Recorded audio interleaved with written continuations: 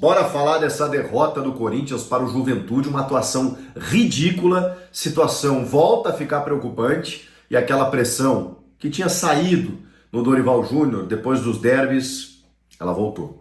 Chega mais, eu sou o Chico Garcia, inscreva-se no canal e vamos juntos. Na segunda-feira, frio de Caxias do Sul, jogo 8 da noite e o Corinthians parece que não foi, não viajou. Fez um gol ali no finalzinho de falta com o Mateuzinho e começou a correr depois nos 90 minutos. A verdade foi essa. Durante o jogo, pouquíssima coisa a gente pode tentar relembrar que o Corinthians tentou fazer. Uma cabeçada do Thales Magno, já no segundo tempo, no cruzamento do Garro, em que a bola passa do lado da trave.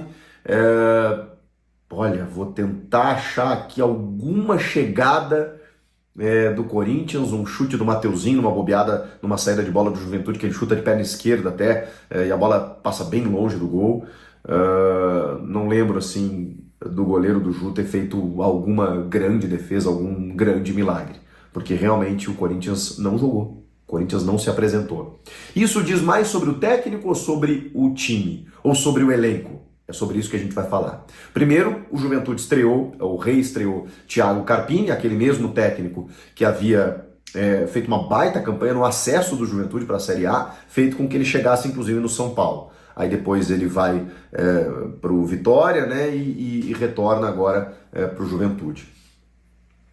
Obviamente o Juventude jogou mais, até no sentido de intensidade, ritmo de jogo e tudo mais, e ainda o Carpini teve a leitura correta, a estratégia perfeita de colocar o Nenê e o Matheus Babi no segundo tempo e os dois participarem do segundo gol do Juventude, que decreta, né, praticamente a vitória. O Mateuzinho ainda empata, o Dieguinho perde uma bola no final, né, ela cai no pé direito dele e ele isola, mas ali acho que foi uma boa oportunidade para quem sabe conseguir um empate, mas ele seria aleatório, né, ele seria pelas questões do futebol ali, por um final de jogo mais bagunçado do que qualquer outra coisa. O Mandaca, tá, ex-Corinthians, jogou muita bola, participou dos dois gols, participou de um lance perigoso, num cruzamento da direita, em que ele também chuta, a bola passa do lado da trave.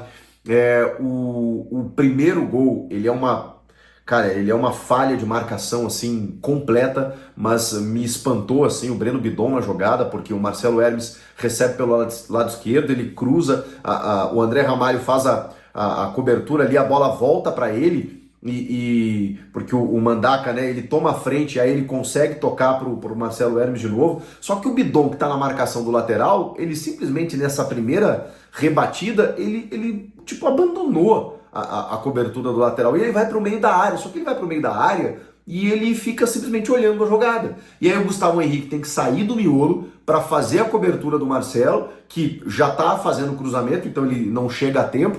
Fica só o André Ramalho, o Ranieri vem para cobrir, e aí como o cruzamento foi muito forte, o Gabriel Tagliari ataca o espaço e dá uma pedrada de cabeça para fazer o primeiro gol. O Bidon teve uma das piores atuações dele com a camisa do Corinthians, se não a pior. Ele foi frágil na marcação, ele não teve nenhuma influência técnica no jogo, na armação, justamente num jogo em que você não tinha o André Carrijo. Então, assim, se esperava muito do Bidon. O Dorival sempre deu moral pro Bidon desde que chegou. Aliás, todos os técnicos que lá passam. Eu sou um cara que já elogiei muito o Bidon e não tenho nenhum problema em reconhecer isso. Hoje ele não esteve bem. Eu não vou decretar aqui que ele não joga nada, como muita gente está falando, mas ele realmente não esteve bem, como boa parte do time, tá? Mas estão crucificando apenas o Bidon, mas o Bidon ele foi um símbolo de um jogador que joga bem futebol, tecnicamente, tem condições, é um cheque em branco do clube, talvez seja a próxima grande venda, e que está sucumbindo num momento do time do Campeonato Brasileiro que não é bom. A gente está falando de uma vitória nos últimos 10 jogos. A gente está falando de 5 jogos sem vencer. E a gente está falando de uma derrota, jogando menos, para um time que está na zona do rebaixamento, que estava com 4 derrotas consecutivas e que antes do jogo começar tinha um saldo de menos 24 por algumas goleadas que tomou. Claro, esse Juventude, desses números terríveis, não é o Juventude do Carpini, que agora chegou e tenho certeza que vai recuperar. Não sei se a ponto de garantir na Série A, mas ele vai melhorar, não tenha dúvida. O Carpini é bom treinador, queria eu no Grêmio, inclusive. Ele vai recuperar o Juventude, conhece o ambiente, sabe muito bem, os caras gostam dele, ele tem gestão de grupo, porque não é fácil administrar ali Nenê e companhia, mas o Carpini é muito bom nisso. E o Juventude jogou no outro ritmo, E o Corinthians, por outro lado, jogou num ritmo completamente abaixo. Aí você pode ter vários diagnósticos, como teve o Dorival Júnior na coletiva. A gente tem que entender o que a gente quer, para onde a gente vai, a gente não pode ter atuações como essa. Então assim, ele também colocou na apatia do time. As escolhas do técnico, vamos lá, aí eu sou obrigado a isentar o treinador. E eu sei que tem muita gente nesse momento brigando comigo. Porque quer o Dorival fora, porque entende que o Dorival não é técnico pro Corinthians, e aí já começa a voltar tudo aquilo antes dos derbys. Eu achei que o derby tinha dado uma sobrevida pro Dorival. Durou uma semana, menos que isso. Menos que isso, que foi na quarta passada. Porque o resultado e o desempenho do time do brasileiro realmente ele é muito ruim. E o Dorival tá fazendo esse diagnóstico agora. Ele tem que fazer algo para mudar isso. Concordo. O problema é o seguinte. O Memphis e o Carrillo não estavam hoje em campo. 2 titulares. E aí você deve estar se perguntando, pô, mas quando perde 2 caras, 2 titulares, não consegue fazer o time jogar suficientemente bem para ganhar do Juventude? A questão não é essa, a questão é o contexto, né? O Juventude jogou muito melhor, reestreia de técnico, sempre dá uma mobilizada quando chega técnico novo, aquela coisa toda. E os jogadores esticaram a corda no derby, visivelmente, e hoje não conseguiram correr, não correram. E aí vem o diagnóstico da rede social, né? Os jogadores escolhem alguns jogos. Eu não refuto essa tese. Muitos times têm esse comportamento. No Inter tá sendo feita essa cobrança também, né? De que o Inter escolhe alguns jogos mais decisivos e aí os caras em outros jogos, os caras baixam a guarda. Eu acho que o Corinthians fez isso hoje. Não é que escolheu o jogo, é que, cara, entrou meio dormindo e o outro tá numa rotação acelerada, você perde o jogo, não tem jeito. E aí você perde 2 titulares fundamentais. Cara, a gente está falando de Memphis e André Carrillo. Esses caras, eles são pilares de um time que emendou 9 vitórias seguidas no ano passado, que ganhou o Campeonato Paulista e que eliminou o Palmeiras em 2 derbys históricos da Copa do Brasil. Então, você não ter esses caras faz muita diferença, até porque os substitutos foram o Breno Bidon, que hoje jogou pessimamente mal, como todo o time, e o Thales Magno. No segundo tempo entrou o Romero, que ficou 9 minutos em campo, que ainda foi expulso. Os números mostram que o Juventude competiu mais, porque inclusive fez o dobro de faltas do Corinthians. E quem teve um cara expulso? O Corinthians. O Martínez pegou pilha, o Romero foi expulso em 9 minutos. O Juventude competiu, o Corinthians assistiu. E quando tentou se revoltar, ainda fez fora do tom. Então foi um jogo horrível, de todas as maneiras, que obviamente tem a responsabilidade do Dorival. Agora, quando ele precisa do banco de reservas, já falamos isso, já cansamos de falar, cara, ele não tem. O Vitinho tá chegando, ele confirmou que o Vitinho, que ele já jogou com o Vitinho, conhece o Vitinho, mas cara, ele nem sabe se ele vai poder contar com ele no próximo jogo. Ele ficou, a temporada terminou tem 2 meses e meio. Então, também é muito difícil a gente pensar assim, bom, o Memphis agora machucou, vai voltar daqui 1 mês, bota o Vitinho para jogar. Não é assim que funciona.